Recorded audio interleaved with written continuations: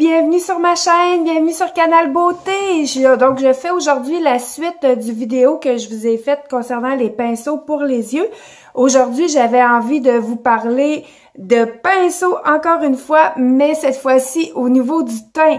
Alors, si le tutoriel peut vous rendre service, si vous êtes intéressé, restez à l'écoute, le tutoriel suit à l'instant. Donc, merci de vous joindre à moi. Alors, pour débuter, c'est sûr que je vais commencer à vous parler des pinceaux pour le fond de teint. Je parle régulièrement du Beauty Blender, c'est un de mes coups de cœur. Par contre, il existe plusieurs autres pinceaux qui sont parfaits pour le teint aussi. Comme je vous ai mentionné plusieurs fois, moi, ce que je vais vous suggérer, en fait, c'est ma vision, c'est ma façon de voir, ma façon de penser par rapport au maquillage. Ça se peut que vous entendiez autre chose d'autres personnes. C'est correct, à chacun sa valeur, mais moi ici, ça me fait plaisir de vous faire un tutoriel vraiment pour vous donner mes coups de cœur puis bien vous conseiller au meilleur de mes connaissances. Alors, au niveau du fond de teint, c'est super important de prendre un pinceau. Pourquoi prendre un pinceau? Ben, ça va faire une application vraiment plus uniforme parce que les pinceaux pour le fond de teint ont été conçus en fonction de la texture des fonds de teint. Donc, dépendamment évidemment, de la texture qu'on va choisir, on va adapter son pinceau en fonction de ça. Donc, ce que je veux dire, un pinceau comme celui-ci, avec des poils synthétiques, c'est un pinceau un peu en langue de chat, va être parfait pour l'utilisation de fond de teint crème ou de fond de teint liquide, en fait, en crème compacte ou en liquide. Ce que ça fait, ben, faut laisser tous les poils travailler. Donc, moi, ce que je fais, je mets un peu de fond de teint sur ma main, puis je vais vraiment aller faire pénétrer le fond de teint directement à l'intérieur de tous les poils pour que tous les poils travaillent au niveau du teint. Donc, c'est ça qui va faire une application vraiment impeccable.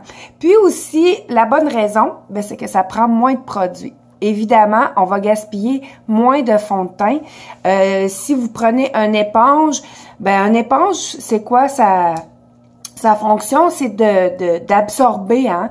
Fait que ça va tout gober votre fond de teint, ça va vous prendre le double. Puis je vous dis que l'application sera pas aussi impeccable qu'avec un pinceau comme ça. Aussi, il y a des fonds de teint, je vais pas trop vous mêler, mais il existe des fonds de teint qui sont crème ou liquide, puis ils ont un fini poudré. À ce moment-là, il y a certains pinceaux qui sont conçus comme celui-ci de chez MAC que j'aime beaucoup, c'est le 109 si je me trompe pas. Ce pinceau-là, à cause de la densité de ses poils, c'est un pinceau qui est avec des poils semi-synthétiques, semi-naturels. Donc, va vraiment aller travailler quand même le liquide, puis il va parfaire la finition vu que c'est une finition poudrée. Donc, ça peut très bien faire. Ensuite, pour celles qui utilisent un fond de teint poudre, comme une poudre minérale. Moi, j'adore les poudres minérales ici, entre autres celle-ci de Arbonne. C'est une poudre folle, mais il y a aussi des poudres minérales compactes qui font super bien. Écoutez, si vous utilisez un produit comme celui-là, qui est vraiment plus en poudre, ben ça vous prend un pinceau qui est adapté. Ici, j'ai un pinceau kabuki qu'on appelle. Les pinceaux kabuki sont vraiment avec des poils vraiment très denses, très serrés. Ce que ça fait, c'est pareil, la même chose au niveau des yeux, c'est plus on va prendre un pinceau avec des poils denses, ben plus le produit va être condensé, va être pacté. Alors, si vraiment on veut aller parfaire son teint, unifier son teint avec un fond de teint en poudre, ben il faut évidemment utiliser un pinceau kabuki comme celui-là ou encore comme ceci. C'est juste que le format est différent, mais j'aime beaucoup celui-là aussi.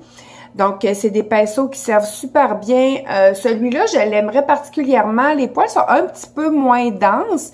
Donc, si vous utilisez une poudre minérale qui est compacte, un peu comme ça, ben à ce moment-là, ça va être préférable d'utiliser un pinceau kabuki que les poils sont légèrement plus mous, plus doux. Donc, c'est ça. Donc, soit celui-là ou celui-là. Moi, c'est deux que j'aime particulièrement.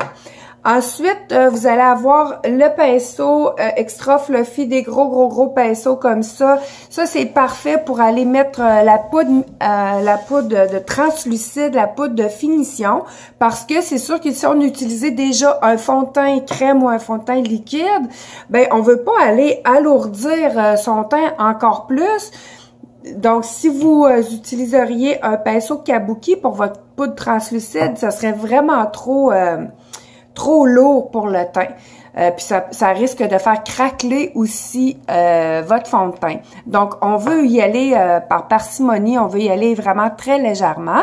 Alors, on va utiliser un pinceau qui est vraiment plus fluffy comme ça. C'est parfait, ça vient pour travailler toute, c'est surtout la région, la zone T ici. Puis, vous pouvez même aller fixer votre cache-cerne avec ce qui reste sur le pinceau. Donc, moi, j'aime beaucoup celui-là parce qu'il y a des poils en dôme comme ça. Ça me permet d'aller dans les régions un petit peu plus précises comme ça. Donc, il est vraiment extraordinaire. Il existe aussi des pinceaux qui sont vraiment plus gros. C'est comme une étape, c'est fait. Donc, c'est bien parfait aussi, en autant que ça soit pas des poils qui sont trop denses. Donc, j'espère que vous comprenez bien. Ensuite, il y a des pinceaux comme ceci. Moi, je les aime beaucoup. Ça, c'est des pinceaux de Murphy. C'est des pinceaux pour appliquer la poudre bronzante. Vous avez celui-là aussi, encore une fois, qui a des poils en dôme, biseautés. Donc, ça, ce que ça fait, ça va vraiment aider pour aller faire du sculpting ici, pour aller définir ses joues, définir, bon, la ligne du front, si on veut pas trop en mettre. Puis, vous avez celui-là aussi qui fait super bien pour aller estomper. Donc, c'est juste que ça va mettre le produit un petit peu plus large, vu que le bout est un peu plus agrandi, plus évasé. Mais ça travaille super bien quand même au niveau de la région des joues, en dessous du menton. Vraiment pour aller faire un beau mélange, un bel estompage de vos produits. Ce pinceau-là, je le recommande particulièrement. Il est vraiment extraordinaire. Donc, ça vous prend vraiment un pinceau adapté pour votre poudre bronzante. Ensuite, vous avez des pinceaux forts à joues. Encore là, ça, on va y aller selon le choix de chacune. Il en existe une panoplie. Moi, j'aime beaucoup celui-là, encore qui est légèrement en dôme. Donc, il est vraiment super parce que moi, je vais appliquer vraiment mon fard à joues sur la partie ici. Puis, je vais aller le porter sur ma joue. C'est comme... ça met juste assez de produit. Tu sais, imaginez qu'un pinceau est vraiment trop dense, puis il est coupé full sharp, là, tu sais, vraiment raide, en biseau. Quand vous allez venir pour appliquer votre fard à joues, là, ben ça risque de faire toc, une plaque. Fait que c'est pas ça qu'on veut. Tu sais, on veut un pinceau qui est vraiment semi-fluffy comme ça, qui va vraiment aider à travailler notre matière, à travailler nos couleurs. Parce que je vous l'ai déjà dit, c'est les pinceaux qui travaillent. Nous, ben, on peut se donner un peu de mérite à la longue, mais c'est vraiment vos pinceaux qui sont indispensables, qui vont vous aider à faire une super belle application. Donc, je vous recommande fortement. Alors, c'est ça, moi, j'ai celui-ci aussi qui travaille quand même bien. Il est biseauté, je l'aime beaucoup. Si je vais aller mettre une couleur partout uniformément sur ma joue, je vais utiliser celui-là à ce moment-là. Puis, si je veux aller vraiment juste sur la pommette, ici, parce que j'ai fait du sculpting, j'ai mis du highlight, ben je vais juste aller travailler avec celui-là. Donc, allez-y vraiment avec le pinceau avec lequel vous êtes confortable. Donc, selon la façon que vous allez vous maquiller. Ensuite, il y a ce pinceau-là. Ces pinceaux-là sont vraiment extraordinaires. Ils ont été conçus avec beaucoup d'intelligence, en fait. C'est des pinceaux que les poils ici sont vraiment... pas toutes la même longueur. Donc, ce que ça va faire, c'est pour tous les pigments qui sont, en fait, pour tous les fards à joues qui sont très pigmentés, qui sont riches en couleurs, ben ça met juste une légère application. Tu sais, si vous voulez juste aller donner un effet un effet bronzé, tu sais, quand on est allé au soleil. On va prendre un rouge corail ou un orangé un petit peu plus soutenu, riche en pigments. Fait qu'on veut pas aller en mettre trop partout, on va aller en mettre juste sur la pommette comme ça. Ça là, ça met comme, ça effleure, c'est comme des parcelles de diamants, de poussière qu'on va mettre sur notre peau. Donc, c'est vraiment extraordinaire. Vous pouvez l'utiliser aussi pour appliquer le highlight. Le highlight, c'est tout ce qui est illuminateur, qu'est-ce qui est glowy, qu'on dit en anglais. Donc, c'est ça. Je peux utiliser ça ici si je veux aller en porter vraiment juste sur mes joues, légèrement, la région ici, la région de la lumière. Ou sinon, ben, je peux utiliser un pinceau de précision comme ça. C'est un pinceau qui est un petit peu plus gros que ce que j'utiliserais sur mes yeux. Moi, je l'aime beaucoup, lui, pour venir définir mon sculpting quand je veux faire ma ligne de départ, ma ligne directrice, ou vraiment pour aller à un endroit précis, pour aller mettre mon highlight juste à cette région-là. Donc, amusez-vous vraiment. Si vous avez besoin de conseils, demandez aux conseillères ou écoutez mes vidéos. Écrivez-moi des commentaires, surtout si vous avez d'autres questionnements concernant les pinceaux pour le teint.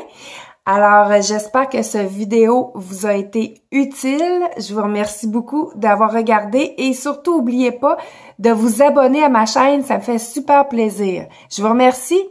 Je vous embrasse. Prenez soin de vous.